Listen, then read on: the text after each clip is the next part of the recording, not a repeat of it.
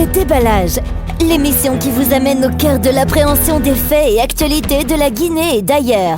Du lundi au jeudi, suivez la Team Choc pour des analyses, des décryptages et des commentaires hors pair. Ici, on parle sans détour et on décante le vrai du faux. Le déballage, c'est sans langue de bois sur Happy Media, disponible sur Star Times, TNT, Canal 104 et sur tous nos canaux synchronisés. Du lundi au jeudi, on se fait le plaisir de vous servir au compte de cette émission un déballage. Dernier numéro de la semaine.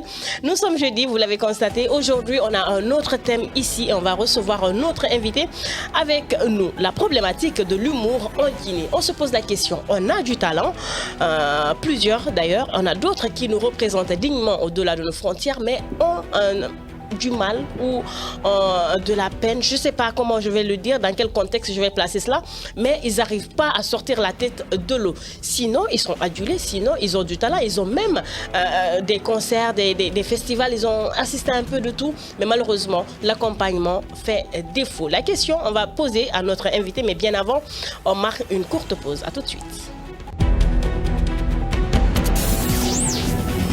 Le déballage, l'émission qui vous amène au cœur de l'appréhension des faits et actualités de la Guinée et d'ailleurs. Du lundi au jeudi, suivez la Team Choc pour des analyses, des décryptages et des commentaires hors pair. Ici, on parle sans détour et on décante le vrai du faux. Le déballage, c'est sans langue de bois sur Happy Media, disponible sur Star Times, TNT, Canal 104 et sur tous nos canaux synchronisés. La problématique de l'humour en Guinée, celui qu'on va recevoir sur ce plateau n'est autre que monsieur So Pedro, ex-membre de Céréales Rieur. D'ailleurs, Céréales Rieur qui a disparu malheureusement. On se demande qu'est-ce qui n'a pas marché malgré qu'ils étaient très très bien partis. Camara et Martine me font honneur de leur présence sur ce plateau. Bonjour. Bonjour KDK, bonjour Camara, bonjour aux nombreux téléspectateurs qui nous suivent. Happy Media, la joie commence ici. Je te dis, Camara, comment tu vas? Oui, ça va très bien. Aujourd'hui, nous sommes jeudi et demain, je crois, c'est la fête. Inch'Allah. Et ça fait plaisir. C'est pourquoi je t'ai toujours dit, quand tu viens, il y a la joie de plus. Aïe. Puisque Happy même se définit par la joie. Et de Mais passage, attends, non, la fête, là, c'était déjà programmé. Moi, j'ai rien à voir dedans. c'est vrai. Bienvenue. Bonne fête. Wow, merci Bonne à fête toi à aussi. tous. Bonne Merci. fête à moi aussi. Oui, bonne fête à toi. Tu as fait ta fête, tu vas faire la nôtre. Et Non, après, mais y a pas de il n'a souci. pas invité. Non, Moi, non, du tout. C'est ça, on dit. Je vous ai invité à 14h. Tu as invité qui? Tous mes amis musulmans. Comme on dit, C'est-à-dire en plus à 14h. À 14h. Comme on le dit, tu ne me paques pas, je te ramadame pas. Bien. Tu ne m'as pas paqué, je te ramadame pas. Y a C'est pas fini, de on est souci. quitte comme ça. Alors, la problématique de l'humour en Guinée, on se pose assez de questions. Nous avons du talent ici, hein. C'est vrai qu'il n'y a pas très longtemps, mais il y a quand même une dizaine d'années que l'humour aussi a vu jour en Guinée, mais a du mal à s'en sortir, on ne sait pas le pourquoi. Pourtant, juste ici en Côte d'Ivoire, du côté du Burkina Faso, du côté du Cameroun, on voit des humoristes du côté du Togo parce qu'ils sont souvent représentés au Parlement du Rire. Le Parlement du Rire d'ailleurs à qui on dit big up parce qu'ils arrivent à nous prouver, à nous montrer certains talents qu'on ne connaissait pas. Mais heureusement, la Guinée aussi est partie au Parlement du Rire. Hein. Mais oui, la Guinée, je crois, est partie 4 fois. Il y a eu So Pedro qui a le Parlement, Omar Mané a fait le Parlement, Mamadou Tog a fait le Parlement et Grand-père. P a fait le Parlement. Voilà, donc c'est des exemples qu'il faut citer. Mais pourquoi est-ce qu'on ne s'en sort pas? C'est la question qu'on se pose, Camara et Martine. Selon vous, qu'est-ce qu'il faut? Quelle stratégie faut-il mettre en place? À qui la faute? Alors justement, à vous entendre parler, on a comme l'impression que vous voulez pleurer tellement que ça fait mal lorsque vous êtes dans un pays et que nous n'accordions pas d'accord de l'importance à l'humour. C'est un véritable problème. Ouais. Parce qu'aujourd'hui en Guinée, c'est que on essaie de venir en aide, notamment l'État vient en aide lorsqu'on voit que, si tu veux, la structure commence à prendre de l'ampleur. Et tout de suite, quand on voit que vous impactez plus, et puis tout de suite, l'État récupère selon son département et on fait de l'événement notre événement. Mais pourtant, il est très important de se lever à temps et d'accompagner alors les structures qui évoluent dans ce cadre. Si on prend l'exemple de la Côte d'Ivoire, l'humour prend une proportion très sérieuse. Mais c'est en Guinée, on ne comprend pas. Sinon, on a en tout cas des icônes. Quand je prends l'exemple sous Zébal, quand je prends l'exemple d'accord, sous Pedro, qui d'ailleurs, on va l'avoir ici, ce sont des icônes qui ont représenté la Guinée à tous les niveaux. C'est vrai qu'il a été d'abord en Côte d'Ivoire avant de venir ici. À chaque fois quand je parle de lui, je me rappelle automatiquement, si tu me permets, à cette brave dame de Komigi, d'accord, qui a évolué d'abord en Côte d'Ivoire. Johanna, d'accord, qui a évolué en Côte d'Ivoire avant de venir servir son pays. Et on sait ce qui se passe, on ne va pas revenir sur ça. Sous Pedro aussi également, qui a évolué alors en Côte d'Ivoire avant de venir en Guinée. Aujourd'hui, il est en train de se battre corps et âme pour vraiment défendre les couleurs de la Guinée. Mais après tout, on comprend que ça ne va pas. On se pose à cette question. Et lui aussi, quel est son rôle? Qu'est-ce qu'il joue? Parce qu'on ne peut pas comprendre qu'un talent comme lui, qui est parvenu à représenter la Guinée, qui a eu à organiser des événements solo, d'accord, qui a participé, d'accord, au Maroc, au Maroc, d'accord, au Marrakech, en Côte d'Ivoire et tant d'autres, mais on ne comprend pas à sa présence. C'est vrai que l'humour guinéen est vraiment jeune par rapport aux autres, mais en tout cas, on pense que lorsqu'on a des personnes comme Saint Pedro, c'est bien possible que l'humour avance, mais ça ne va pas. Mais il faut encore pointer du doigt l'État guinéen. Qu'est-ce que l'État fait effectivement? Est-ce que l'État accompagne alors ces gens-là? L'État ne peut pas tout faire, là. C'est vrai, l'État ne peut pas tout faire, mais en tout cas, cette volonté doit être manifeste. Moi, je pense que c'est aussi un aspect très fondamental sur lequel il faut s'y appesantir. S'y appesantir parce que si l'État nous accompagne, on peut mieux faire davantage. Bon, et est-ce que l'État n'accompagne pas? On ne sait pas aussi. Non, c'est une question, mais voilà, bon, nos observations quand même. On ne sait jamais, mais généralement, on remarque que si l'État accompagne, c'est que vous avez ramené un trophée à la maison. C'est lorsque vous partez pour une compétition internationale et que vous remportez cette compétition, lorsque vous êtes de retour, ou que dès qu'on annonce automatiquement que vous avez été champion et tout, c'est que l'État est responsable de vous et tout. Et donc, tout comme camarade, je vais me permettre de situer les responsabilités. Primo, on va commencer par ces humoristes qui sont là. C'est vrai qu'ils ont du talent, ils produisent vraiment un contenu qui est très bien pour la population guinéenne. Mais après, qu'en est-il de leur organisation à leur interne? Comment ça évolue? Comment ils fonctionnent? Et est-ce que réellement ils ont un plan qu'ils se permettent de suivre? Quelle est la stratégie qu'ils utilisent pour communiquer et tout? Et après ces différents humoristes, nous allons attaquer l'État. Parce que l'État est là, en tout cas pour nous. Donc, généralement, on remarque qu'on finance de l'argent dans le secteur de la culture, mais on nomme beaucoup plus l'humour qui fait également partie de la culture. Donc, on préfère financer dans la musique ou autre, mais on écarte complètement l'humour. On ne sait pas, en tout cas, s'il y a eu des trucs qui ont déjà été entamés ou des procédures qui ont déjà été entamées, en tout cas dans le cadre de l'humour. Mais en tout cas, à notre connaissance, c'est un secteur qui est vraiment, vraiment oublié. Et parfois, même, on se demande, est-ce qu'il y a des humoristes en Guinée? Ou quand on entend, par exemple, Mamadou Tog, on te dit, soit un humoriste, tu dis, ah, lui, fait quoi même? C'est la question qu'on se pose. Et après cela, on va un peu condamner, en tout cas, la couche sociale. Hein, pour moi, en tout cas, on va condamner la couche sociale. Le Guinéen ne soutient pas. Le Guinéen, il se dit que quand c'est son frère qui fait, c'est vraiment pas quelque chose de bon. Mais quand c'est quelqu'un d'autre qui fait, ah non, là, on est les premiers à se mettre en tête. Et on dit, oui, ce que lui, il fait, c'est bien. Et si ce que ce dernier faisait là-bas représentait la même chose que ce que nos confrères faisaient ici, c'est comme si on les minimisait, on les négligeait et on les sous-estimait. Et en plus de cela, on remarque qu'il n'y a pas de promoteur, au fait. Il n'y a pas de promoteur d'humoristes en Guinée. Donc, ils ne se débrouillent qu'avec leurs propres frais. Et même s'ils viennent vers les gens pour demander un soutien ou un accompagnement, on pense que on se dit que c'est de la pagaille et que c'est un domaine dans lequel on ne devait pas investir. On se dit qu'il y a beaucoup mieux à faire.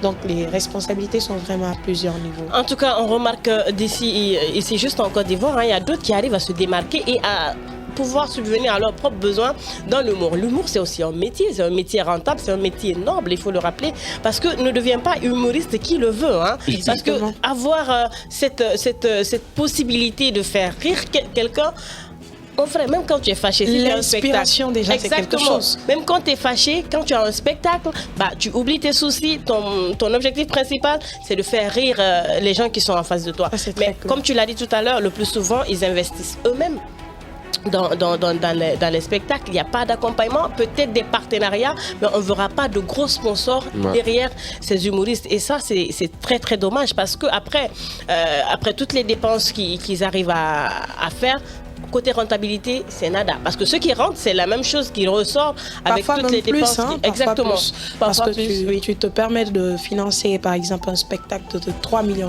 on suppose. Et après quelques... Elle est gentille, elle parle de 3,5 millions. Non, c'est juste un exemple. Hein, oui, c'est un exemple. Par exemple, tu finances ton spectacle à 10 millions, on le suppose. Et après, tu as une rentabilité de 3,5 millions. Les autres 6,5 millions sont où? Et si tu as des dettes, tu les payes comment? Donc vraiment, il faudrait qu'on essaye de s'intéresser beaucoup plus à ce secteur de l'humour. Justement, j'ai bien compris. Vous avez vu lorsque Martine était en train de briefer, c'est bien, elle a juste précisé les parts de responsabilité et c'est très important, surtout cette couche sociale. Vous savez, on est en Guinée. La jeunesse est beaucoup plus mis d'accord en avant dans le cadre politique que dans le cadre culturel. Et ça, c'est fondamental. Si vous voyez que la Côte d'Ivoire aujourd'hui est beaucoup plus en avant, c'est ça. Les trucs culturels sont mis à l'avant. Mais il faut revenir encore une fois. Nos autorités guinéennes, il faudrait qu'elles prennent leurs responsabilités. Quand nous prenons le feu camarade Ahmed Sékou Touré, mais à son époque, l'humour, d'accord, il donnait de la valeur. Il pouvait se présenter lui-même. Tout ce qui est culturel, d'accord, tout ce qui est culturel. Il venait, il leur accompagnait. Alors là, moi, je pense que si les autorités actuelles aussi davantage parviennent à se donner les mains, à leurs accompagner, c'est normal.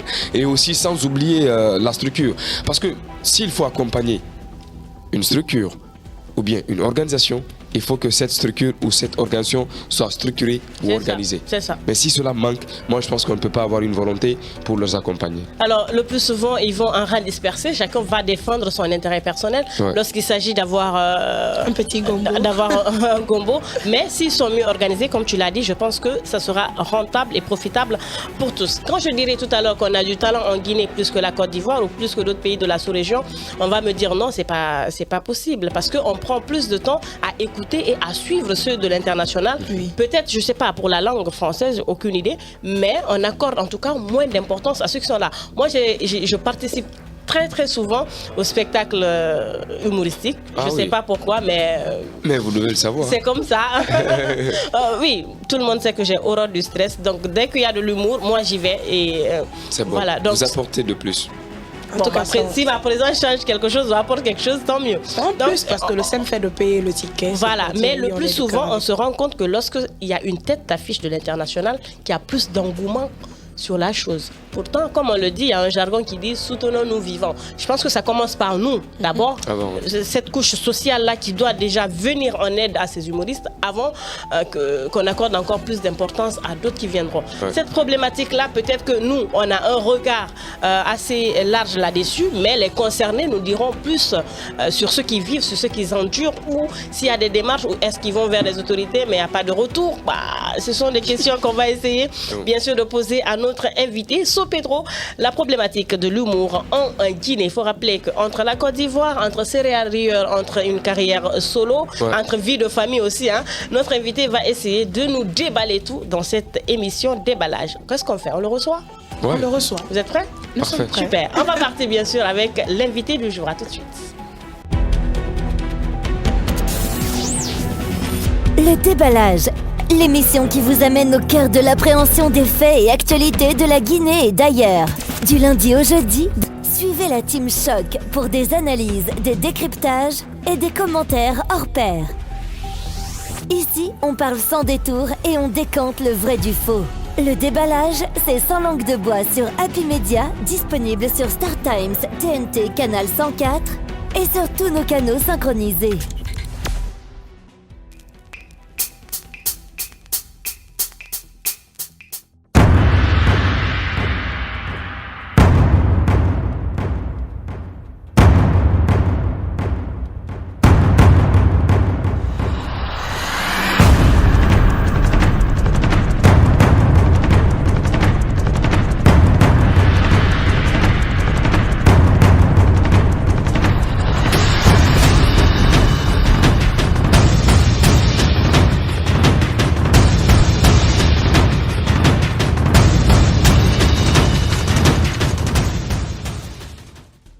Voici pour moi le plus beau chantier du monde, la Guinée. Chaque jour, des bâtiments, des routes, des écoles se construisent ici, là ou là. Depuis 20 ans, Dicopress participe à ce développement. De la conception à la réalisation, Dicopress innove et Dicopress embauche. Avec plus de 1000 salariés en Afrique de l'Ouest, Guico Press est devenu un acteur majeur du développement dans la sous-région. Oui, naître, grandir et réussir en Guinée, c'est possible. Fishkilla, le maître Hitman sur Happy TV. Et si tu aimes l'artiste, envoie Hit Kankira sur notre page Facebook Happy TV Guinée pour tenter de gagner un cadeau de la part de ta star. Fishkilla, le maître Hitman sur Happy TV. Happy Media, la joie commence ici.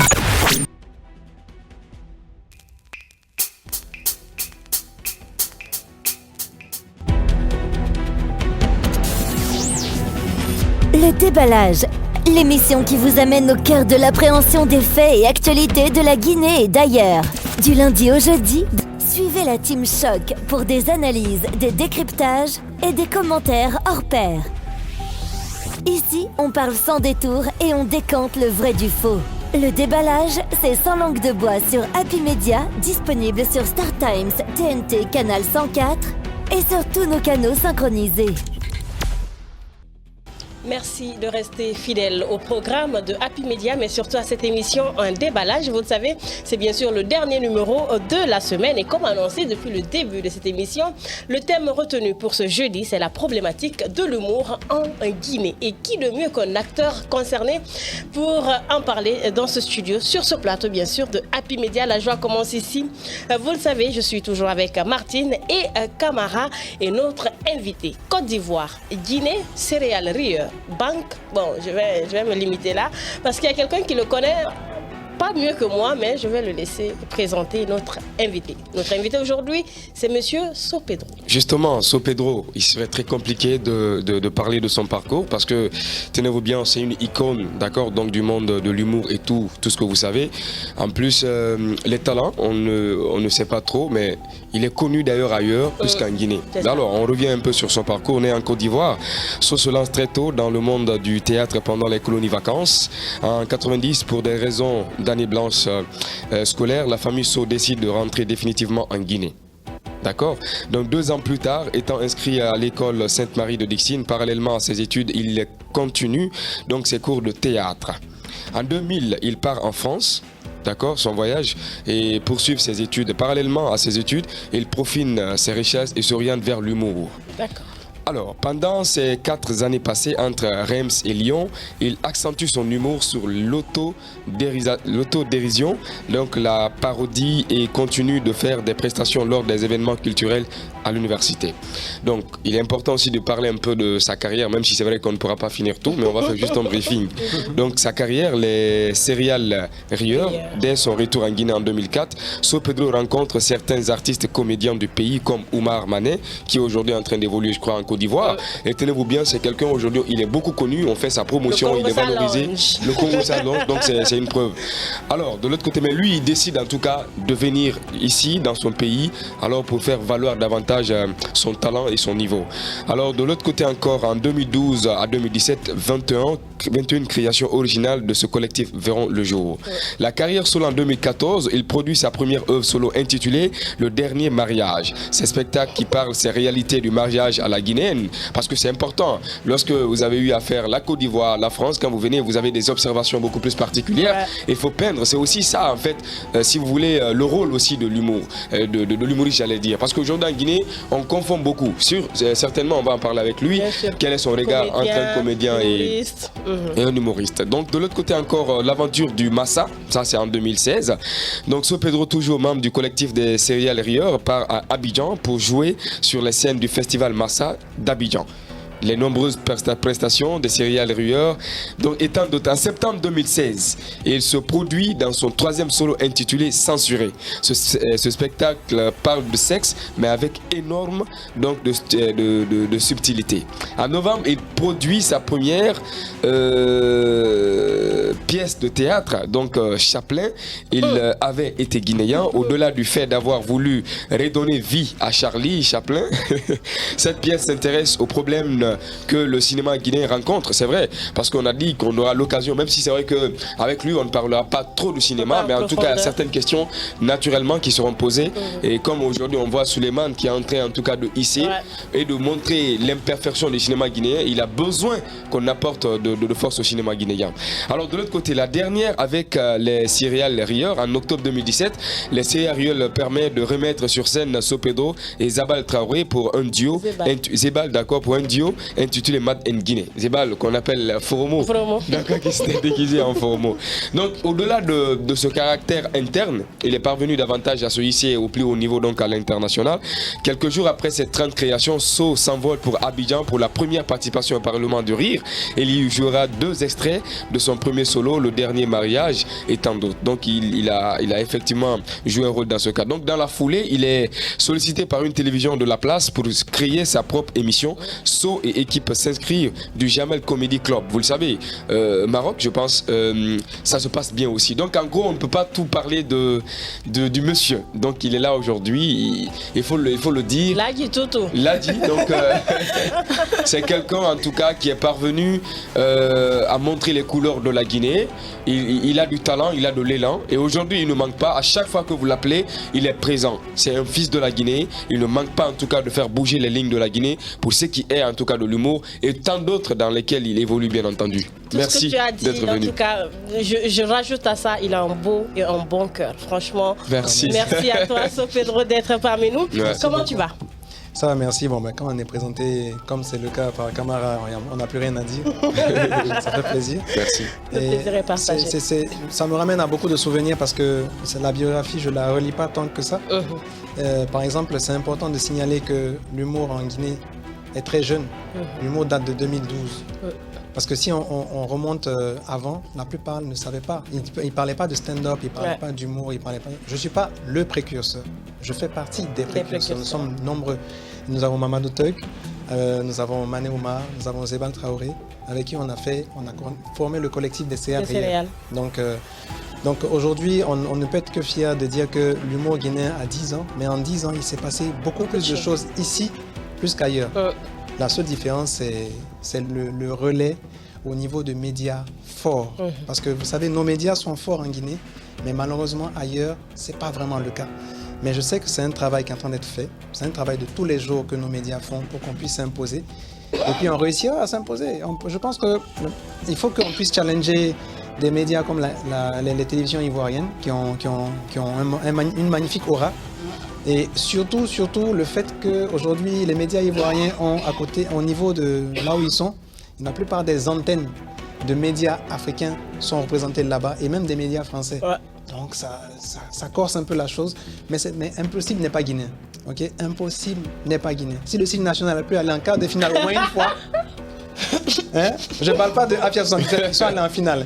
Mais si le signe national a pu aller en quart de finale au moins de temps en temps, le Guinéen peut faire plus. Donc ça veut dire qu'au fur et à mesure, les performances peuvent naître. Avec le travail, c'est 1+1 tous les jours. Forcément, ça finit par payer. Sauf que vous êtes en train de dire, on va prendre 2012-2023, après près de 13 ans. 13 ans, peut-être c'est peu, mais 13 ans, c'est aussi beaucoup, il faut le dire.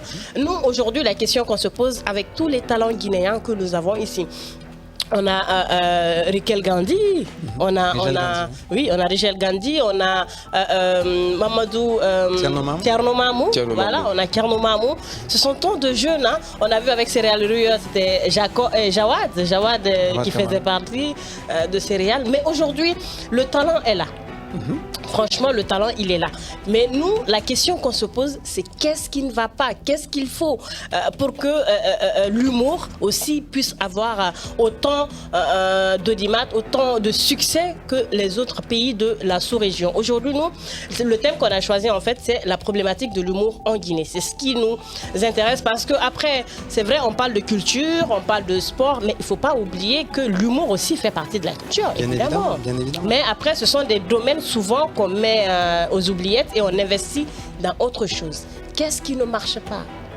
Alors moi, c'est très simple. Moi, je trouve que côté humour, si on prend l'humour rien qu'à lui seul, l'humour guinéen se porte super bien. D'accord. Le dernier grand événement en date, c'était le Conakry, organisé par l'AS. Voilà. Tous ceux qui sont venus ce jour-là, je pense qu'il y avait au moins plus de 1000 personnes. tous ceux qui étaient là ce jour-là étaient d'accord que l'humour guinéen se porte à merveille. Il n'y a pas une personne qui est montée sur scène qui n'a pas assuré. Mais, après, il faut pouvoir relayer cette information. Par exemple, moi aujourd'hui, Kamar a vu dans ma biographie, j'ai 6 spectacles solo et 2 duos avec Zebal Traoré. 6 spectacles en solo. Adama Daiko, vous pensez qu'il a combien de spectacles solo? Un seul. Un seul. Un. Mais pourquoi est-ce qu'il est plus connu que nous tous en Guinée réunis? Parce qu'il y a des médias forts. Très médiatisé.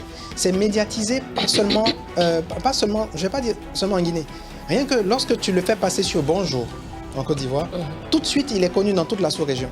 Et c'est pas seulement en Guinée, les Ivoiriens partout ils passent, ils sont tout de suite après reçus comme des rois, que ce soit au Congo, au Gabon, en Guinée, au Sénégal et tout. Pourquoi? Parce que l'émission Bonjour était très forte. Donc, alors, il faut savoir aussi que on va pas remercier la guerre en Côte d'Ivoire, mais à cause de la guerre, les gens se sont penchés sur le Bonjour pour savoir qu'est-ce que les Ivoiriens avaient à dire à leur peuple.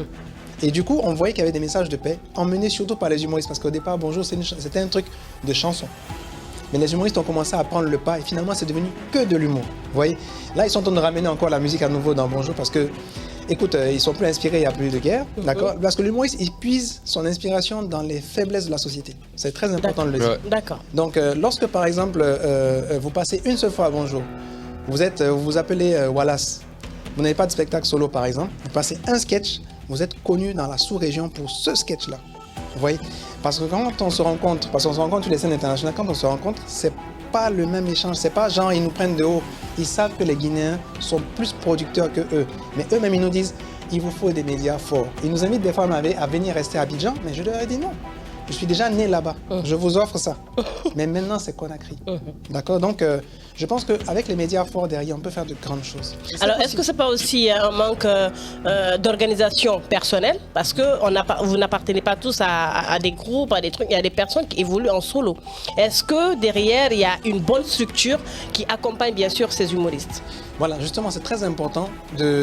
Cette question est très importante parce que pendant la période Covid, on avait demandé à se réunir, tous les humoristes de Conakry déjà, on avait demandé de se réunir pour qu'on puisse plus se rapprocher les uns des autres. D'accord. Aujourd'hui, nous avons mis en place une synergie de manière informelle, une synergie d'humoristes guinéens. Nous sommes sur le WhatsApp tous les jours, nous avons les informations de chacun et nous avons les forces et les faiblesses de chacun.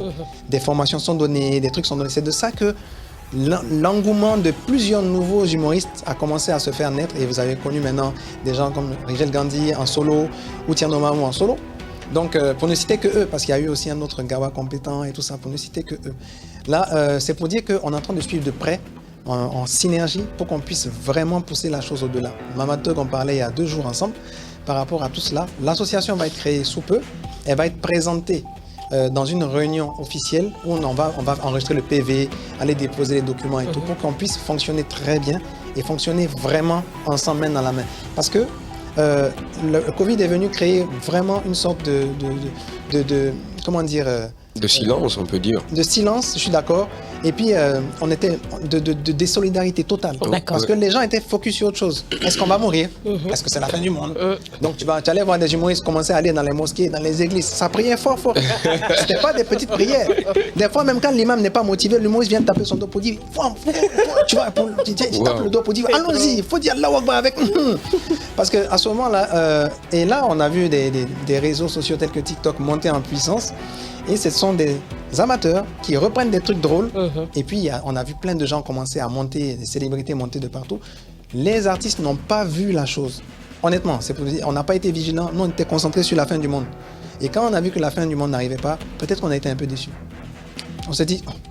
Donc, on est resté calme pour rien. Donc, bon. Donc, c'est pour dire qu'il y a eu tout ça, mais nous, on a essayé de remettre les choses en place pour que ça puisse vraiment bien matcher. Nous, à la différence de certains autres groupes d'artistes en Guinée, les anciens, on me met dans la catégorie des anciens, se rapprochent des nouveaux pour créer un lien, pour qu'il y ait une continuité. Donc, c'est pourquoi vous allez retrouver dans mes spectacles, je place toujours des gens, avec le jeudi stand-up que nous faisons à la brasserie du Centre culturel franco-guinéen, on place des nouvelles personnes que les gens ne connaissent pas. Le jeudi stand-up a reçu au moins 25 humoristes individuellement parlant. C'est pour vous dire qu'il y a des humoristes en Guinée. Seulement, on a besoin de force. Le 4e pouvoir en Guinée, c'est qui? C'est les médias? C'est la média. Nous, on n'est même pas 5e pouvoir. La presse. Donc, on a besoin. Et je sais que la vérité est bonne à dire. Chaque fois qu'on fait un spectacle, on passe dans les médias on est reçu gratuitement. Normalement, quand tu fais une communication sur un truc, normalement, ça doit être payant. Vous le savez mieux que moi. Mais nous, les artistes, on est toujours reçus gratuitement. Et ça, c'est déjà un grand pas. Donc, les médias, c'est juste... Est-ce que les autorités font bien leur travail pour que les médias puissent être bien représentés à l'international? Est-ce que c'est pas aussi au niveau des médias? Ça, je ne maîtrise pas ce domaine, ces questions-là. Mais nous, on a du contenu. Quand on propose du contenu, dès qu'on dit que, attention, l'émission, on veut juste la vendre à 2 millions, allez, c'est fini. On perd le contact du média. Donc, il y a un média qui nous avait ouvert les portes avec le Sopetro Comedies, comme il a dit, une télé de la place. Mais ce n'est pas allé plus loin parce que la situation de Covid était arrivée aussi. Ça a bloqué. Ça a bloqué beaucoup. Camara. Alors, c'est très intéressant à vous entendre parce qu'on comprend tout de suite qu'on parle avec une icône qui est toujours en vie, parce qu'il faut le dire. Alors, de l'autre côté, dites-nous aujourd'hui, parce que quand vous prenez par exemple la sous-région, vous prenez par exemple la Côte d'Ivoire, qui est vraiment accompagnée au-delà même si vous voulez, du média, il y a aussi le côté étatique. Mais est-ce qu'aujourd'hui en Guinée, quel est l'apport de l'État, au-delà de tout? Parce qu'il faut le rappeler, aujourd'hui les humoristes, ils se déguisent, d'accord, en menteurs pour conseiller les gens. Ils se déguisent en voleurs pour conseiller les gens. Ouais. Ils se déguisent même parfois en président, d'accord, pour dire voici comment le président fait quand il est comme ça, quand il est comme ça. Alors leur rôle, c'est prépondérant. Mais au-delà de tout, vous êtes dans un pays, vous êtes en Guinée. Est-ce que réellement vous êtes accompagné par l'État guinéen? Je vais parler pour moi. Non, pas du tout, parce que oui, mais non, je pourrais pas parler pour tout le monde, mais je sais qu'en général, non. Moi, je vous explique la raison pour laquelle moi, je suis pas accompagné. C'est pas la faute de l'État. Tu sais, quand tu dragues une fille dans le quartier... ça fait rire. Martine me regarde. Quand tu dragues une fille dans le quartier, là, Ouais. KDK, et que tu sais qu'elle va te dire non. Non, quand tu as l'intention de draguer, puis tu sais qu'elle va te dire non. Tu ne dragues pas. Tu connais le résultat d'ailleurs. Je connais le résultat. C'est ça. En fait, il y a eu beaucoup d'artistes qui sont partis et ils ont été très déçus. Ils sont partis vers les autorités, ils ont été très déçus parce qu'ils demandaient des choses qui étaient tellement plus grandes que ce que moi je comptais demander. Je me suis dit non, je vais me débrouiller par moi-même, je vais faire les trucs et tout. Donc, on s'est fait remarquer à l'international par la sueur de notre travail personnel. Ouais. L'État n'y est pour rien. Et quand on les croise souvent ailleurs, nos autorités du ministère de la Culture, ben, c'est plus les mêmes, hein. Ceux-là, ils ont quitté. Quand on les croise, on vient, on les salue, on les rencontre, on les salue, mais c'est à peine s'ils nous regardent.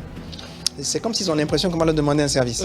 Alors qu'on vient juste les saluer pour montrer aux autres nationalités qu'on respecte nos autorités. Normal. C'est tout. Normal. Mais non, je ne sais pas. Je pense que d'après ce qui se dit, il y a une bonne dynamique. D'après ce qui se dit, je vois des résultats, je vois un plan. J'ai vu le plan d'un palais de la culture et tout. Tout ça, c'est bien. Nous, tout ce qu'on demande, c'est même pas à l'État de nous donner de l'argent. Ce qu'on voudrait, c'est qu'ils puissent mettre en place une chaîne. Je vous explique, ça se passe comment ailleurs. Une chaîne. Par exemple, on a des maisons de jeunes dans toutes les villes. Prenons juste les 33 préfectures. OK? 33 préfectures, ça veut dire 33 salles. Même si c'est des salles de 200 places ou 300 places. Si, par exemple, on permet à l'artiste d'être accompagné sur une caravane où il va faire sa tournée, on a fait l'année de l'artiste.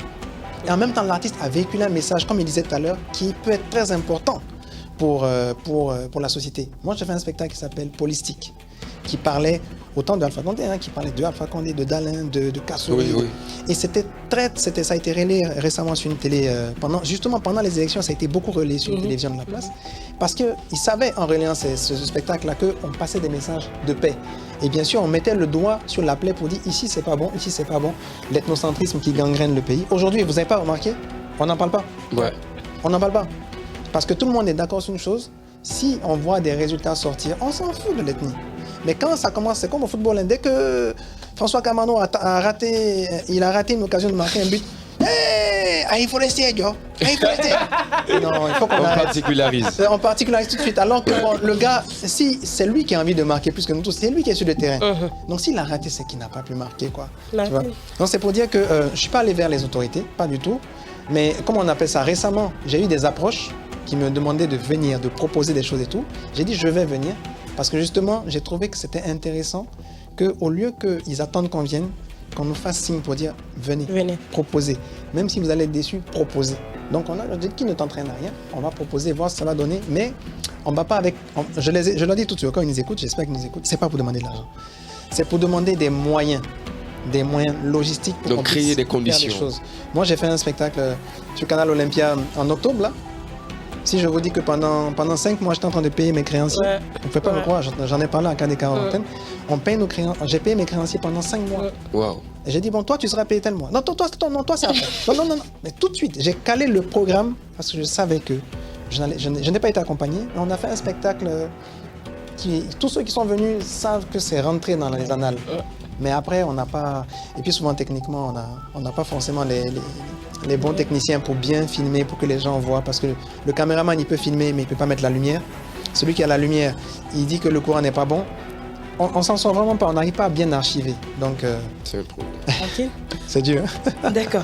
Ce que moi je me demande plutôt, c'est que en plus de ce qu'il a eu à dire, il a dit que c'est comme si c'est parce qu'il demandait une somme assez conséquente à l'État que l'État ne parvenait vraiment pas à C'est pourquoi lui il n'est pas demander. parti. Oui, c'est pourquoi il n'est pas parti. Mais en plus de cela, il dit que lui, par exemple, c'est lui-même qui a eu à gérer Bien sûr. toutes ces différentes dépenses et tout et tout. Mais est-ce que entre eux, ils n'ont pas une certaine organisation qui leur permettrait plutôt, quand c'est lui qui fait son festival ou bien son activité, que tout le monde puisse le soutenir et qu'après, quand c'est quelqu'un d'autre, comme Mamadou Tog également, et que d'autres personnes également, qui se donnent en tout cas la main pour se soutenir les uns les autres. Non, Tu n'as pas fini ton propre problème, déjà, les règles le problème déjà. Non, c'est une- pas ce qu'on règle le problème. c'est une très belle idée que Martine avance. Maintenant, après, moi, je regarde la faisabilité. Lorsque l'association sera créée, l'association va d'abord pouvoir s'en sortir grâce aux cotisations. Si tu demandes aux gens de cotiser au-delà de 20 000 francs par mois, tu perds beaucoup de gens. Tu vois? Donc, après, il va rester combien dans la cagnotte? Combien veulent faire des spectacles solo dans l'année? Est-ce que ça va suffire? Je pense que l'idée est belle, mais en matière d'argent, il n'y a pas de débat. C'est soit il y en a, soit il n'y en a pas. Je pense que dans ce cas de figure, ça va être très, très, très difficile, pour ne pas dire impossible. Et pourquoi vous limitez à de petits trucs en Guinée pendant qu'on peut faire de grandes et belles choses? Vous Non, dites mais- qu'il y a assez d'humoristes en Guinée, donc pourquoi se limiter juste à faire de petits trucs où il n'y a pas assez de gens ou que... Bon, excuse salles de 300 de le dire, places, par bon, exemple, c'est pas pour les 200 places seulement.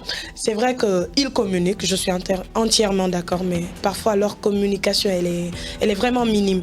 On a besoin d'une communication à grande envergure pour inciter beaucoup plus les gens à participer à leur Oh, événement. tu sais, en fait, pardon pour ne pas te couper, sur les réseaux sociaux, quand ta communication est parfaite, on va dire pas loin de 10 sur 10, ça n'attire pas les gens.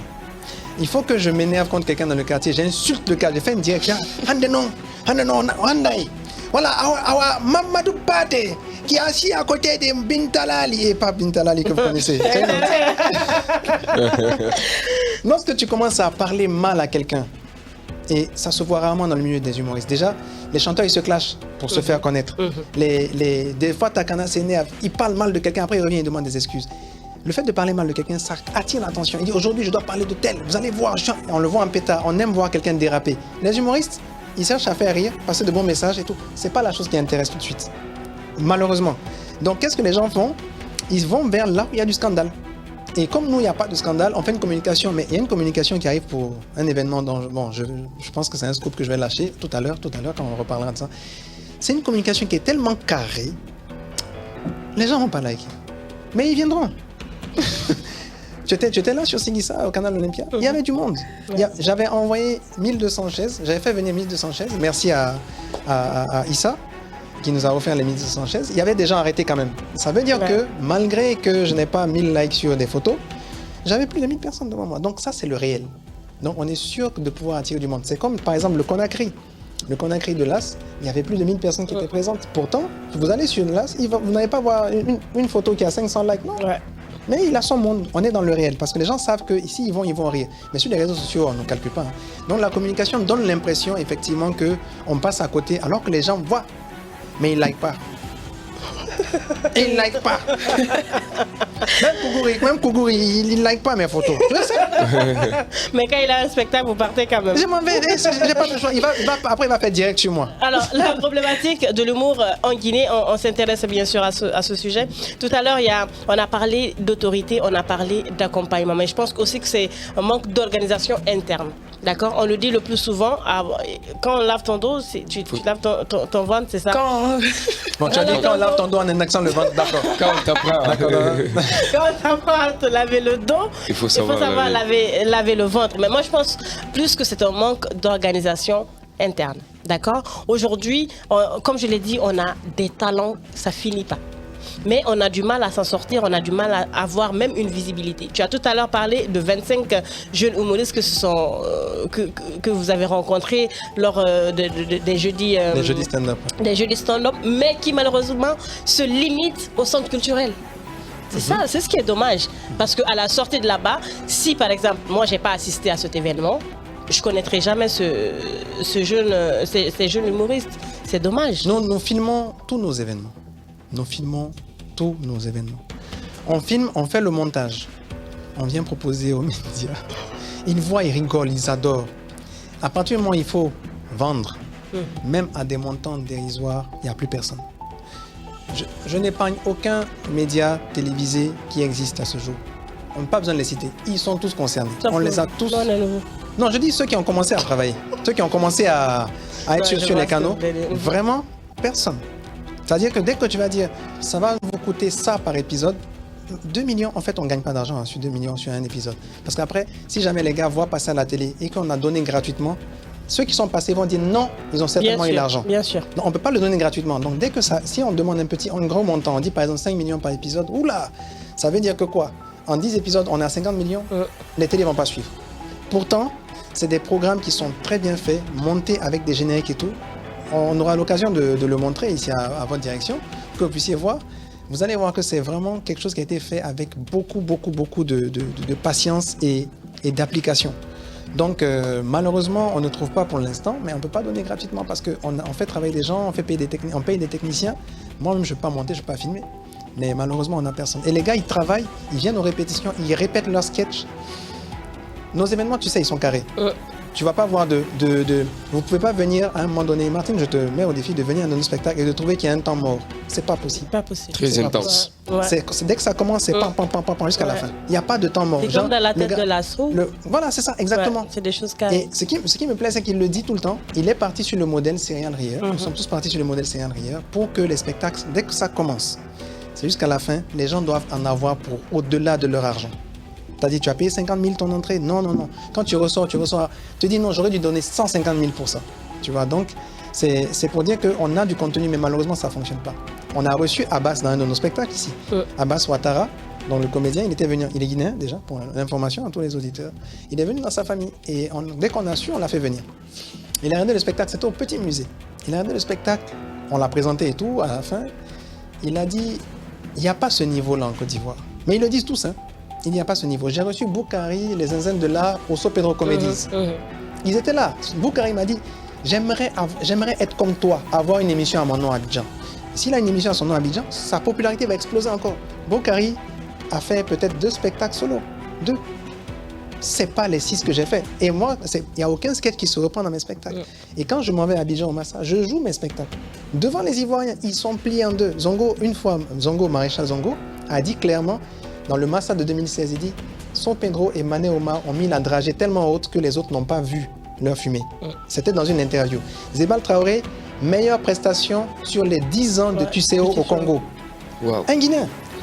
Mais après, le Marrakech du Rire, Jamel m'a félicité personnellement devant tous les humoristes pour dire c'est son sketch qui a retenu mon attention.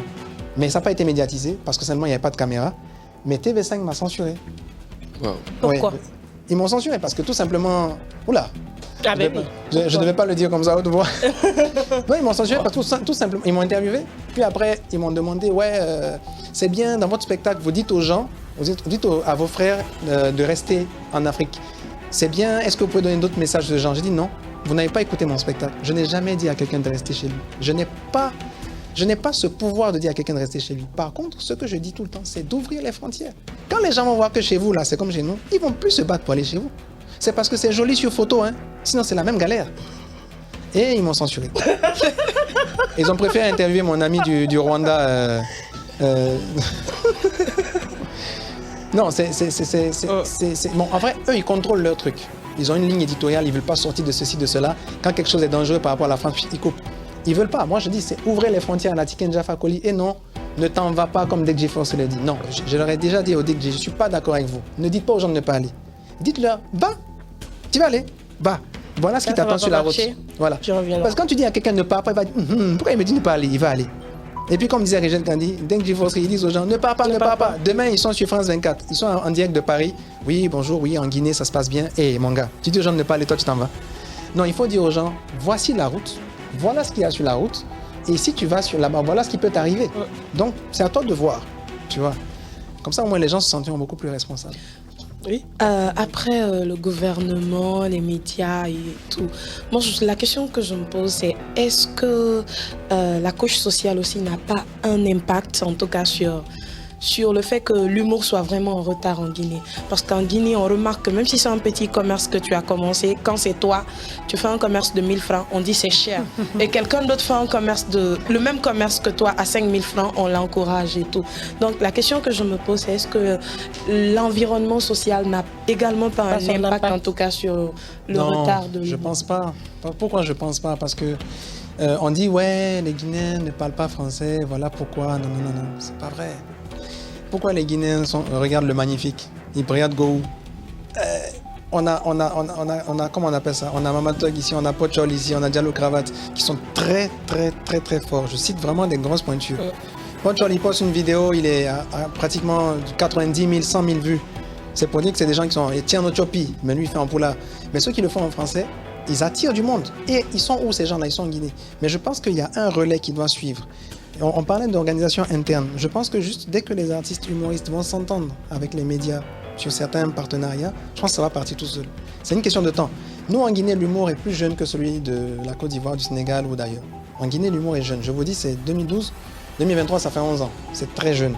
Et en plus de ça, pendant un bon moment, c'était pratiquement 5-6 humoristes qui faisaient tourner l'humour en Guinée. Donc, je parle des serial rieurs. C'était que eux.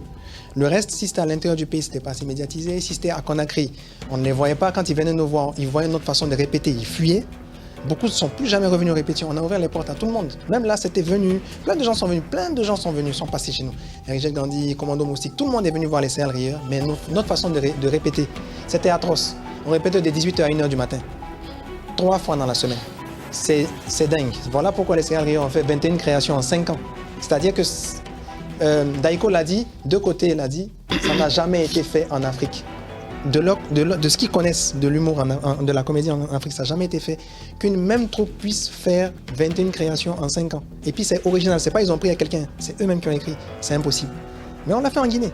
Mais ça n'a pas été relayé. C'est vraiment fort. Hein. Alors de l'autre côté, moi je reviens, Karika, tu me permets. Vas-y. Je reviens au niveau du sens de l'organisation toujours. Vous savez, il y a toujours des talents qui naissent. Mais on a comme l'impression qu'en Guinée, le cas de la Guinée plus spécifiquement, il y a des talents. Par exemple, vous prenez toutes les régions administratives de Zélékouré, les 7 régions plus la zone spéciale. On a comme l'impression que pour ce qui est de Kankan, pour ce qui est de Zélékouré, il n'y a pas en tout cas une organisation ou bien une compétition pouvant détecter les talents à tous les niveaux pour que réellement nous puissions les encadrer. Et on a une fois dit, il faut le rappeler, vous êtes aujourd'hui une figure emblématique, mais est-ce que vous-même vous êtes parvenu depuis lors à mettre en place une structure personnelle à vous dans laquelle vous pourriez en tout cas propulser de nouvelles générations? Oui, nous l'avons fait, on va dire beaucoup plus sur Conakry. Voilà. Que à l'intérieur du pays. C'est Nov, non? Oui, Nov existe. C'est la structure que je dirige depuis bien avant 2012. Donc, c'est la structure qui a quasiment 50 productions scéniques à son compteur. La 50e production, c'était Sigissa à la Canal Olympia, mon Dieu. Donc, les problèmes techniques de ce jour-là. Donc, en fait, l'association qu'on est en train de mettre en place, c'est carrément de manière modeste et humble, on va le dire, c'est carrément sur le modèle de la Ligue de Slam en Guinée.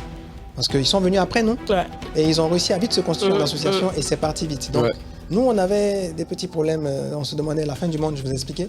Et on essayait de remettre les choses en place parce que les serial rieurs, quand ça a éclaté, chacun parti de son côté, c'était compliqué de ramener les gens sur une même cause. Chacun pensait qu'il pouvait s'en sortir seul. Et je ne faisais que crier sur tous les toits et dire on s'en sortira pas seul, revenez. Bon, maintenant ils commencent à comprendre, donc on est en train de reformer la chose. Et même ceux qui sont quand même éloignés reviendront parce que ce sera une obligation de passer par l'association des humoristes pour pouvoir exercer, pouvoir jouer, pouvoir être demandé quelque part. Donc ça va ramener une certaine organisation au niveau de l'État, ils vont nous prendre plus au sérieux parce que si tu n'es pas enregistré dans une structure répertoriée, on ne peut pas te prendre au sérieux. C'est des échanges là que nous avons eu récemment. On a dit, bon, on va vous envoyer cette proposition-là et puis on va voir comment ça va commencer. Maintenant, à l'intérieur du pays, nous sommes passés dans plusieurs villes. Nous avons essayé de rencontrer des humoristes, mais en fait, malheureusement, ils faisaient de la comédie, pas de l'humour. Très bien. Ce qui est très différent. C'est quoi la différence? Exactement. Mais la différence, par exemple, quand je vous dis Kabakoudou, c'est un comédien. Ce n'est pas un humoriste. L'humoriste, il vient, il fait rire les gens. Il fait rire les gens sur des sujets d'actualité. Il donne l'impression qu'il a eu l'idée du sujet à l'instant T. Le comédien a un truc préparé. Quand il vient jouer, il n'improvise pratiquement pas. il a un texte. Il peut être drôle, il peut être triste, il peut être méchant, il peut être violent, il peut être plein de choses. Il peut jouer plusieurs rôles. Mais, par exemple, l'humoriste, il joue que le rôle de celui qui fait rire. Maintenant, au théâtre, c'est que des comédiens. Ce sont des comédiens qui sont là. Que ce soit triste ou drôle ou comment. Au cinéma, ce sont aussi des comédiens. Vous savez, souvent on dit Denzel Washington, le comédien. On dit des comédiens, mais eux, on les appelle comédiens, on les appelle acteurs. Tu vois. Sinon, c'est des comédiens. Donc, l'humoriste, il fait que de l'humour. Donc, quand on a vu qu'eux, ils n'avaient pas le truc humoristique, on a dit, bon, comme on ne vit pas ici, on ne pourra pas les former. Et puis, c'est peut-être pas leur truc à eux, ils veulent rester dans la comédie. Donc, on les a envoyés vers d'autres personnes qui faisaient de la comédie.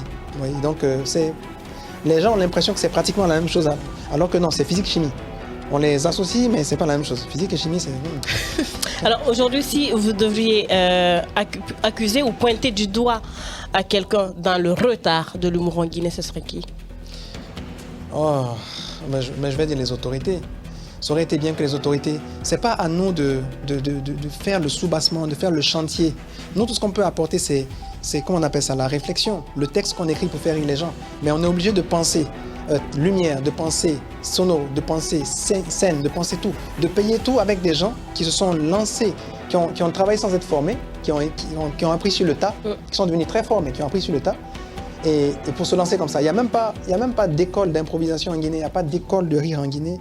Récemment, on a parlé du Breka Memzala, il n'y a pas d'humour, on n'enseigne pas l'humour là-bas, tu vois.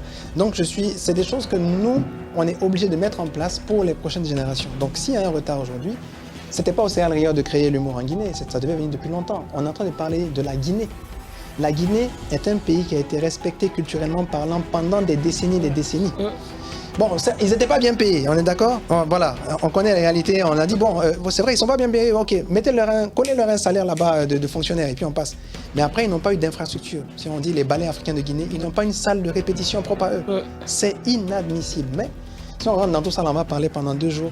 Donc si je dois pointer du doigt, ce sont les autorités, parce que nous, les humoristes, en toute modestie, on fait le job.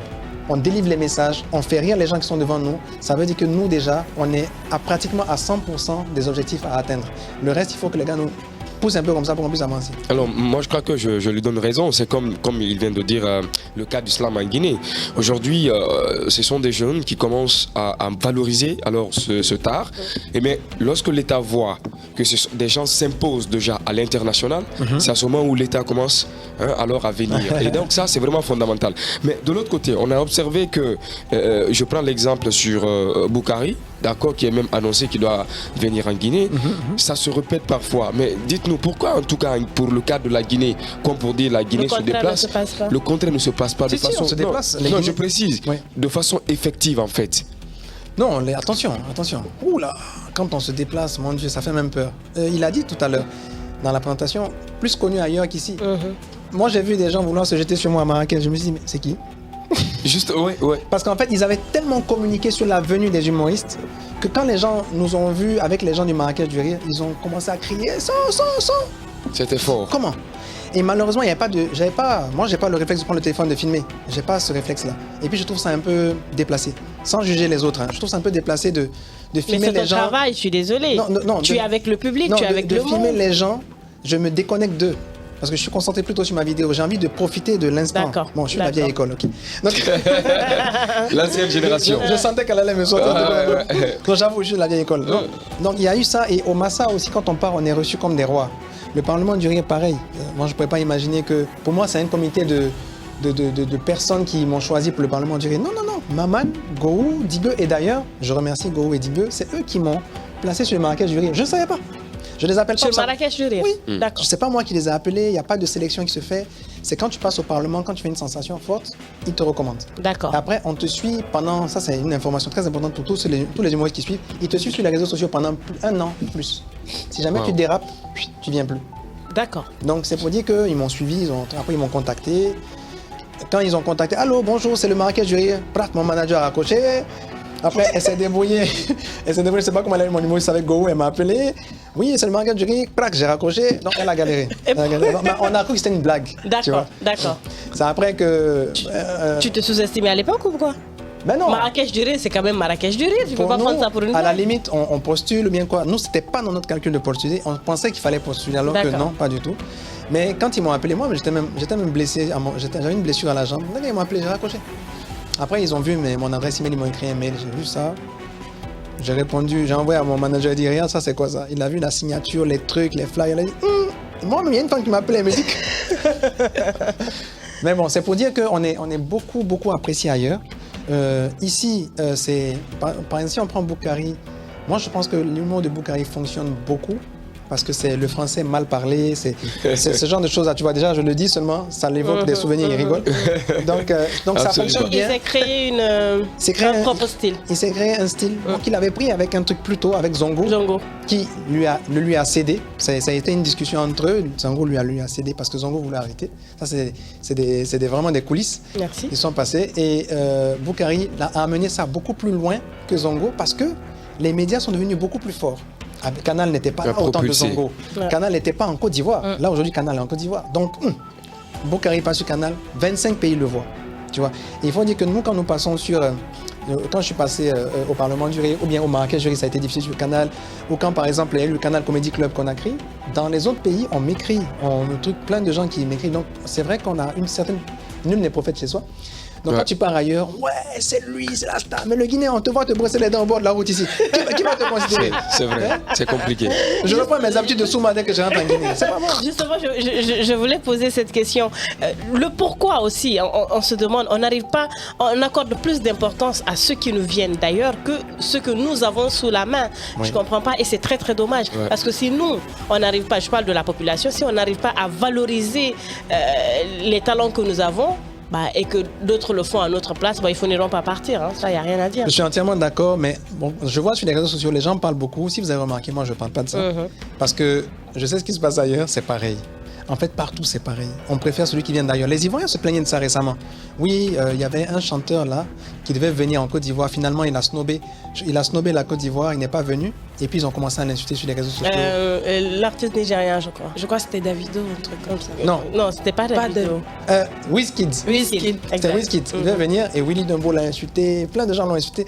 Et puis, ils ont dit, c'est bien fait. Vous êtes prêts à payer tout le montant là pour des gens comme ça. Non. Je me suis dit, bon, voilà, c'est la même chose qui se passe ailleurs. Les Ivoiriens aussi, ils aiment beaucoup la Côte d'Ivoire, mais ils aiment beaucoup ce qui vient d'ailleurs. Par contre, ils n'ont pas forcément de respect, culturellement parlant, ils n'ont pas beaucoup de respect pour les Burkinabés. Ils ne connaissaient pas trop les Guinéens. Pour être gentil avec eux, quoi. Tu vois, ils ne connaissaient pas trop les Guinéens, les Maliens, les Burkinabés, tout ça. Ils respectent beaucoup. Ils ont une force de respect pour les Nigérians parce que ils regardent l'économie du pays. Ils respectent aussi les Sud-Africains, ils respectent, voilà, c'est quand un pays est plus que eux là. Mais les Sénégalais, ils disent, il y a une concurrence entre eux, tu vois, mais ils respectent. Mais tu vois, les autres pays, quand ils pensent que leur pays dépasse, non, ils ne calculent pas. Mais quand on monte sur scène et que les gars se rendent compte de ce qui se passe, c'est énorme. Moi, par exemple, au Massa 2018, il y avait dans la nuit de l'humour, on a fait une sorte de pièce de théâtre où j'étais l'acteur principal. Et si je vous donne le casting de cette pièce, vous allez dire, c'est dingue. Il y avait Priska, et il y avait Zongo. Oui. Non, Priska, ça c'est Prissy. Priska, la petite cri de Zongo. Il y avait celle qui est sur le Parlement. Là. Charlotte Ntamak, qui était là. C'était elle aussi une des actrices principales. Mais moi, j'étais l'acteur principal. Jamais je suis descendu de scène. Il y avait comment il s'appelle? Il y avait le Magnifique, il y avait Agalawal. Tout. Bon, bref, les zinzins de là. Adamo. À quelle année? En 2018. Ouais. Tous ces gars-là que vous connaissez, imagine, il y a une photo que je suis entre Daiko et Zongo pendant qu'on joue. Wow. C'est trop joli. Tu vois, mais j'ai joué sur scène avec Daiko. Tu vois, Mamateur faisait partie de la programmation, il avait un rôle secondaire. Mais moi, j'avais le rôle principal sur la migration irrégulière. Et c'était un bel hommage rendu à la Guinée parce que j'avais fait une grosse prestation. Ils ont dit, pour la nuit de l'humour, il faut que ce soit lui. Donc, ça a été décidé dans leur comité à eux, composé entièrement d'Ivoiriens. Et j'ai trouvé ça vraiment super, quoi. Donc, il faut dire aussi qu'au Massa, quand vous êtes sélectionné, c'est un classement qui est fait sur toutes les candidatures qui sont envoyées. Et en 2016, on est allé par la route. Je pense que j'étais au courant. Ça, on s'est invité au Massa. Arrête de m'indexer à chaque fois pour dire que je suis au courant. C'est notre complice. Je suis au courant de rien. Non, chers auditeurs, KDK est la complice de tous les humoristes. Avec une voix qui fait peur. De tous les humoristes. C'est même pas vrai. Voilà, donc en 2018, j'ai été par contre sélectionné. Mané avait été sélectionné en 2016. Maintenant, on est parti comme ça, par la route. On a le droit aussi d'aller et puis de s'inviter. Le Massa ouvre les portes à tout le monde. Donc on a su, on a dit, on s'en va. 2018, donc j'ai été sélectionné en 6e position en Afrique. Et 2020, c'était en 2e position. C'est pour dire que l'humour guinéen a une place, mais réelle. Maintenant, moi, je ne me présente plus, je préfère laisser les autres le faire. Il faut dire qu'en 2020, celui qui a fait forte sensation au Massa, c'est Rigel Gandhi. Ouais. Rigel Gandhi a fait forte sensation lors des 2 soirées de l'humour, parce qu'il a fait un spectacle qui était waouh, qu'on a suivi de bout en bout ici avec tout le monde, tous ensemble. Quand il est parti, il a joué et ça donnait. On a vu aujourd'hui Ziggy qui a fait la fierté. C'est pour dire que donc une fierté à l'international pour aller au Montreux. Mais ce que je déplore, je critique le Montreux. Au lieu de les envoyer dans la vraie scène du Montreux, les envoyer en première partie, ça n'a pas été diffusé. Ça, c'est une insulte. D'accord. C'est-à-dire, arrêtez de faire rêver les gens. Si vous les faites rêver, faites-les rêver bien. C'est-à-dire que mon premier Montreux, ça doit être mon premier Montreux sur la grande scène. Tu vois. Nous, au Marrakech, on n'est pas allé sur la scène internationale, mais on avait la scène africaine où on avait Walidia. Si vous tapez sur Internet, vous allez voir un grand humoriste, Walidia, qui était en première partie. Wow. Walidia, lui et moi, c'est pas le même niveau en France. Hein. C'est-à-dire, il est connu, c'est une star, mais il a fait ma première partie. Moi, Tu l'as pas Non, vous n'êtes pas n'importe qui là, Sophie. C'est quand même c'est comment qui m'a donné la force. La façon il a parlé de moi là. Depuis ça, je me sens plus. Wow, merci. C'est intéressant. Alors aujourd'hui, est-ce que vous pouvez penser à une stratégie, par exemple, pour faire avancer les choses? Parce que c'est ça aussi qui nous manque le plus souvent. On se limite à moi, et pas de nous. Oui, en fait, c'est pour ça qu'on a mis en place cette synergie. Et honnêtement, je suis très content d'avoir des personnes qui pensent solidarité, qui pensent unité dans cette synergie-là. Je remercie tout de suite Mama Thug parce que honnêtement, c'est un homme à 4 bras. C'est-à-dire qu'il se bat. Bon, c'est vrai, quand il arrive, c'est mais il commence à crier. S'il rentre, il va crier dans tous les sens. Mais c'est pas ça. Regardez plus loin. Regardez derrière les cris. Il y a quelqu'un. Il est bien, tu vois. Il y a Las aussi, parce que son Conakry est un exemple. Ouais. Il a amené tous les humoristes à l'hôtel. Il les a amenés dans un spa pour que les gars puissent être massés, pour qu'ils puissent dormir à l'hôtel la soirée du spectacle. Ce que les gens font pour les étrangers, là, il l'a fait pour ses frères guinéens. C'est-à-dire que tout ce qu'il a eu comme argent, il a mis sur les frères guinéens. Ouais. Ça, ça a renforcé les liens, ça a renforcé la solidarité. Ceux qui n'ont pas été conviés au Conakry, bon, bien sûr, ça grince un peu dedans, mais il ne peut pas amener tout le monde. Donc, la fois prochaine, il va inviter d'autres personnes. Ça ne sera pas forcément la même équipe. Moi, je comprendrais de ne pas être dessus. Mais qu'il amène d'autres personnes pour qu'ils fassent encore mieux. Ça sera mon plus grand plaisir. Et bien sûr, côté solidarité, on est en train de mettre en place. Quand on mettra en place la structure, vous verrez que vraiment ce que j'avais dit était vrai. Parce que chaque année, au mois d'avril, on fait une réunion. Une assemblée générale. C'est la 3e année. Et cette 3e année va voir la naissance de notre association. Et on ne peut pas la faire par contre d'ici le 30 avril. Pourquoi? Parce que Mama Thug fait son phare de l'abbé. Donc par solidarité pour lui, on ne fait pas l'assemblée générale. On attend début mai pour faire le truc. C'est pour dire qu'on est vraiment connectés. Donc ça va donner. Mais ce n'est pas nous qui allons profiter de ça. C'est ceux qui vont venir après. D'accord. Et excepté la mise en place de l'association, vous n'avez pas d'autres projets en tête plus grands? Moi, en fait, de toi à moi, on a des projets très grands, mais après, il faut trouver les moyens, il faut trouver les sponsors. Et les sponsors ne se bougent pas beaucoup pour l'humour tant que tu n'invites pas un étranger. Donc, moi, pour mes 10 ans, j'avais pensé à faire venir Ngorou, mais finalement, on avait pratiquement les mêmes dates. Lui devait jouer le 20 novembre à Paris, moi, je vais jouer le 22 novembre. Non, pardon. C'était quoi? C'était en novembre, il devait jouer sur Paris, donc il ne pouvait pas être pris un mois plus tôt. Moi, je voulais le faire venir en octobre, donc c'était compliqué. Donc, c'est de pouvoir faire... Nous, on veut faire un grand événement qui va amener des humoristes d'ailleurs, pas comme le match du rire, mais des humoristes d'ailleurs, avec des humoristes guinéens, pour que les gens voient le niveau. Les matchs du rire, là, demandez au commissaire général. Match du rire 1. J'étais là-bas, hein. J'étais le outsider, celui que la population guinéenne connaissait le moins. Parce que moi, j'étais connu, comme elle dit, au centre culturel avec ceux qui sont les gens de la haute classe, tu vois. Voilà. C'est-à-dire ceux qui mangent pas de spaghetti, ils mangent des lasagnes. Voilà, ils mangent des lasagnes chez Luigi. Voilà, donc c'est pour vous dire que moi, j'étais avec ces gens-là, tu vois, non. Mais avec le match, j'ai dit, Al, tu es sûr? Est-ce qu'il y aura le palais? Il dit oui, mais est-ce que tu pourras? Je dis envoie-moi au palais. On a fait donc Mariado, on a fait le palais, les 2 prestations. Je pense que celle du palais n'est pas sur internet, mais standing ovation de 3000 personnes au palais, ça a été donné à qui?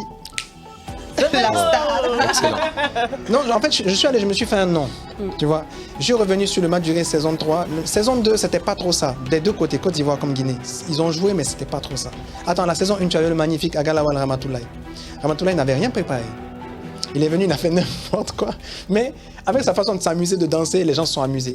Il a le truc. Mais Maman Tog était venu avec beaucoup de choses, mais il était tellement sous l'émotion, très content de jouer et tout. Bien, il a fait une bonne prestation. Kabakoudou a voulu jouer en français. C'était une erreur. Catastrophe. C'était pas bon parce qu'il faut rester soi-même. Mais après, il a corrigé ça lorsque Boukari est venu. Moi, j'ai parlé avec lui. J'ai dit, le grand, pourquoi tu joues pas en Sousou? Il dit non, les gens ne comprennent pas Sousou. Il dit pourquoi Maman Tog joue souvent en Poulard? On est où? On est à Conakry? Il dit oui. Conakry, les gens parlent plus Sousou que Poulard. Il me dit, joue en Sousou. Il est passé avant moi. Il a saccagé tout. Et toi, tu es venu après? Quand il est descendu, il a dit ah, Pedro, merci. Il dit non, c'est pas merci.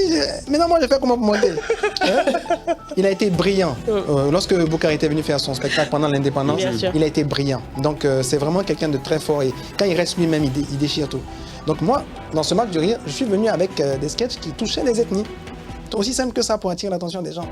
Non, je ne vais pas vous faire le sketch ici. C'était fort. Mais c'était bien parce que les gens ont apprécié, ils ont rigolé. Moi, j'étais un peu dans l'émotion parce que je racontais un peu, lors de l'enterrement de mon grand-père, comment les gens pleuraient. Et c'est ma petite soeur qui m'a donné cette idée, qui m'a dit, tu as vu, tu n'as pas remarqué comment les gens pleurent ici? Il dit comment? Il dit, chacun pleure en fonction de son ethnie. Puis elle m'a donné le sketch en fait. D'accord. Donc je lui dois le sketch.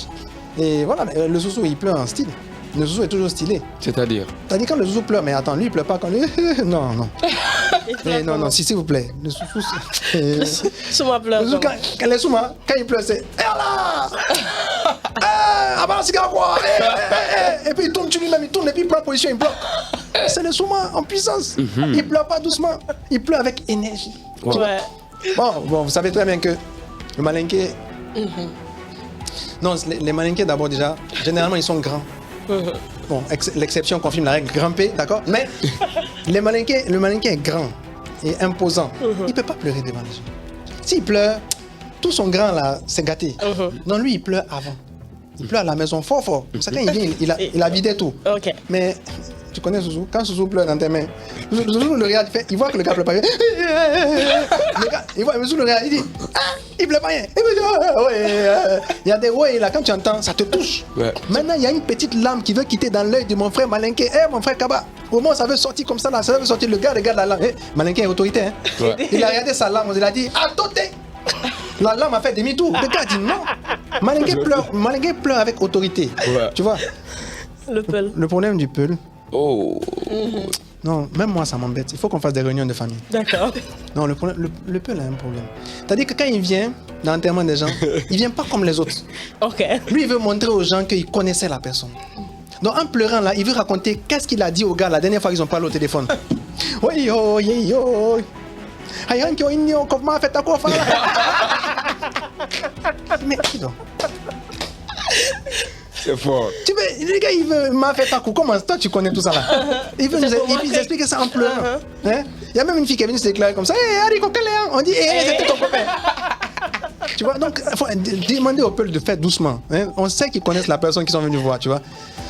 Non, je parlerai pas des forestiers. Non.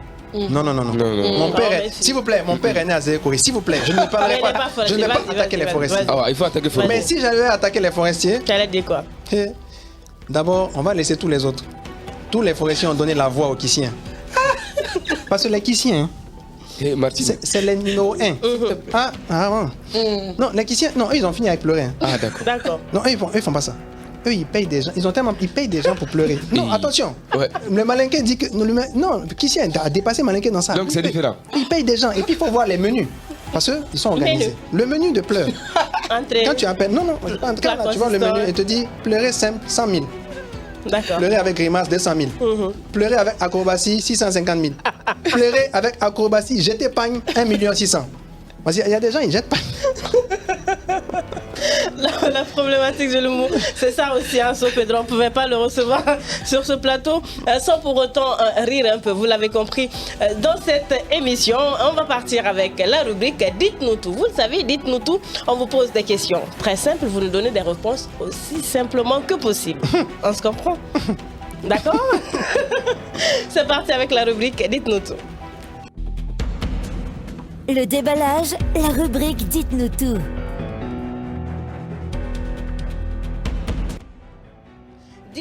Dites-nous tout, la problématique de l'humour en Guinée. Notre invité, bien sûr, c'est El Hadj So Pedro aujourd'hui. Yalla, yalla, yalla. En plus, c'est le dernier numéro de la semaine et c'est le dernier numéro de Ramadan. Voilà, tu vois, donc on a El Hadj avec nous. So Pedro, dites-nous tout, que devient Céréales Rieur? Céréales Rieur voit ses enfants grandir individuellement. Et bon, chaque humoriste aujourd'hui est influencé directement ou indirectement par un céréal qu'il a formé. Est-ce que, dites-nous tout, est-ce qu'il y a un espoir encore pour que Céréales Rieur revienne? Oh, ça dépend pas que de moi. Mais j'aurais bien aimé. Je suis très nostalgique. C'est pour ça, moi, j'en parle toujours. Je parle toujours de par où je suis passé. Je suis très nostalgique des céréales parce que, je vous le dis, il n'y a aucun collectif d'humoristes qui a mis le niveau d'humour aussi haut que les céréales Rieur. Waouh. Dites-nous tout, quel est votre plus beau spectacle? Avec les céréales Rieur, je vais dire, il y a deux. Hein. Côté céréales Rieur, côté moi seul. Okay. Avec les céréales Rieur, je dirais le retour des chevaliers de la scène. Le retour des chevaliers, on parlait de la guerre, la bataille de Kirina, Sundiata Keita, qui s'appelait là-bas Sojata Keita, que j'incarnais. Merci. Il y avait Zebal Goro Kanté, il y avait Sa Moïse Touré, de Moïse en fait, et il y avait El Hadj Jawad Kamara, El Hadj Omar Tal. Donc, El Hadj Jawad Tal, pardon. Donc, on a fait des petits jeux de mots, et puis il y avait Nana Thérèse Ban. Donc Thérèse. Voilà, on s'est pour dire qu'il y avait Nana Triban qui était dedans. Donc on a fait tous ces jeux de mots. On parlait aussi de Napoléon, on a parlé de tous ces anciens-là, on les mettait dans un même univers et puis on s'est éclaté sur la bataille de Kirina. Pour moi, c'est le plus beau côté céréal. Côté moi-même, je vous dirais tout de suite, j'ai mon préféré, c'est le dernier mariage, mon tout premier spectacle, parce que je parle de mon mariage et je parle aussi des problèmes que nous rencontrons quand on organise des mariages à la Guinéenne. Mais récemment, j'ai eu un coup de cœur, c'est Sigissa à Canal Olympia, parce que c'était le spectacle le plus dur de ma vie. Avec des je me suis pris un coup de pied dans la figure, ma lèvre a pété du sang. J'ai joué, le courant est parti, j'ai sauté dans le public pour rattraper le courant parti, j'ai joué avec la batterie, sans courant, la batterie, le tam-tam. Je me suis débrouillé pour animer 1000 personnes sans courant pendant au moins 5 minutes. Je suis revenu sur scène, le spectacle a repris comme si la coupure du courant était prévue. Je me suis surpassé pour ce spectacle, j'ai galéré à la fin, j'ai pleuré comme un bébé parce que j'étais vidé, mais j'avais tout donné à mon public, donc pour moi c'est le plus beau. Dites-nous tout, camarade. Alors, dites-nous tout, la mise en place de cette structure dont vous parlez, vous êtes à la base. Oui, je fais partie de ceux qui sont à la base. Non, en fait, moi je parle. La structure, la synergie? Voilà, non, la structure maintenant dont vous parlez, est-ce que c'est vous qui avez initié? Oui, il fallait. Voilà. Je suis le plus vieux de cette génération. Oui, même à Madouta, je dépasse en âge.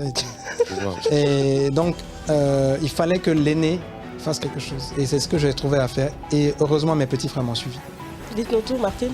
Dites-nous tout, jusqu'où êtes-vous prêt à aller pour l'humour guinéen? Je l'ai montré sur Sigissa la dernière fois. Je suis prêt à jouer blessé, même avec un bras blessé ou n'importe quelle partie de moi blessée, jusqu'à finir mon spectacle. Parce que pour moi, la scène, c'est une arène où c'est un combat. C'est sauf quand vous êtes mort que vous ne pouvez plus jouer. Dites-nous tout, votre plus gros regret? La rupture des céréales Rieur, sans hésiter. Dites-nous tout, que devient Céréales Bobo? Ah ouais, lui, il est en France. Non, mais lui, il fait partie de ceux qui ne voulaient pas voir Céréales Rieur s'éclater. Ouais. Lui et comment on appelle ça, certains parmi eux. Mais lui, en fait, il a eu une opportunité. Il est arrivé par la voie la plus normale en Europe pour s'installer, pour faire sa vie. Aujourd'hui, il a fondé une famille et il parle tout le temps des céréales Rieur. Il a aussi la nostalgie des céréales. Ouais, il parle. C'était la méga star des céréales Rieur et justement, on a fait de très belles choses avec lui. Ouais. Dites-nous tout. Alors, je vais vous citer quelques humoristes ou je ne sais pas comédiens.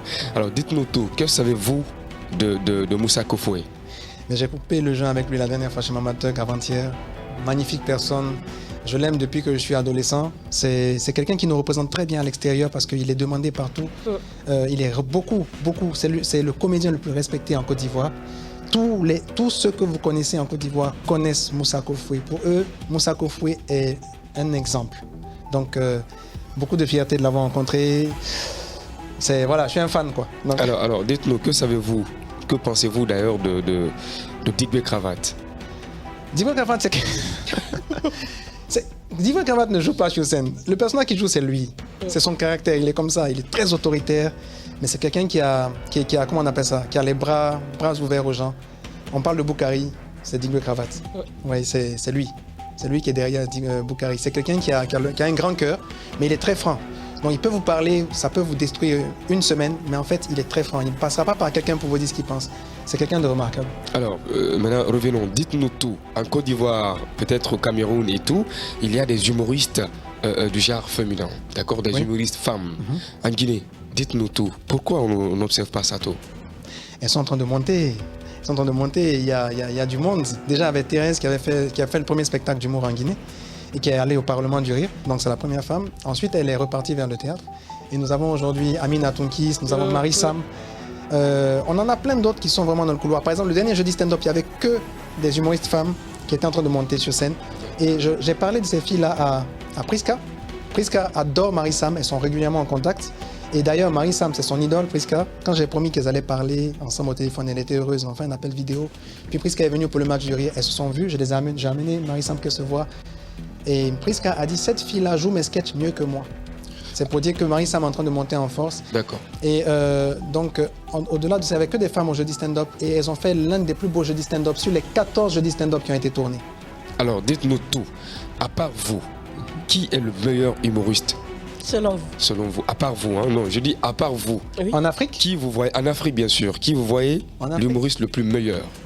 En Afrique, sans hésiter, j'ai toujours eu un penchant pour Valérie Ndongo.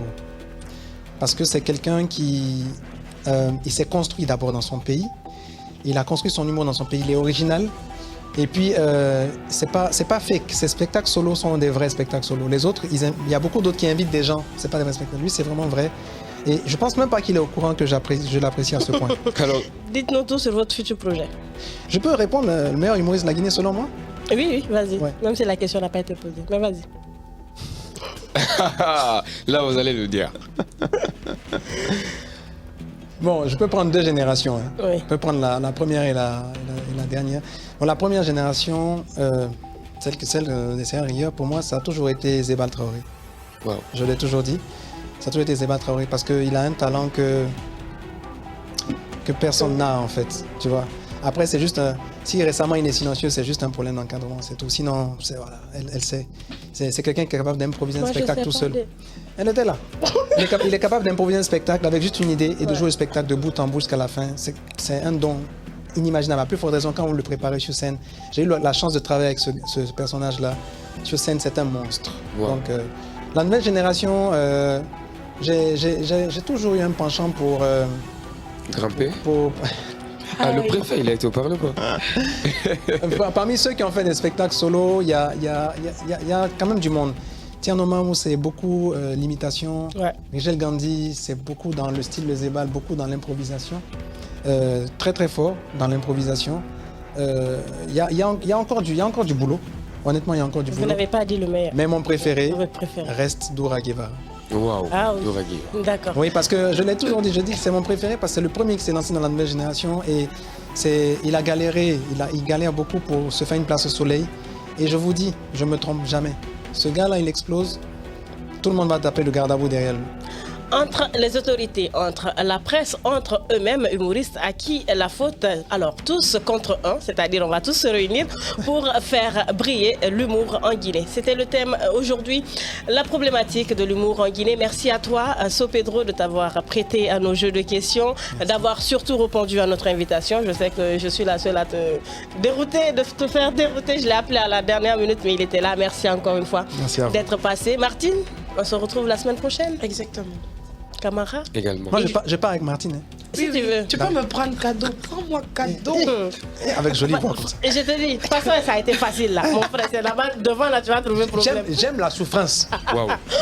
La Guinée, c'est un pays qui t'entraîne à souffrir. Souffrez en paix. Alors, je vous souhaite très très bonne fête parce qu'il faut se dire qu'on se retrouvera après la fête de Ramadan. Voilà, donc à tous. Martine, toi, tu as déjà fait ta fête, mais tu vas faire la nôtre aussi. Non, je vais fêter avec mon chéri.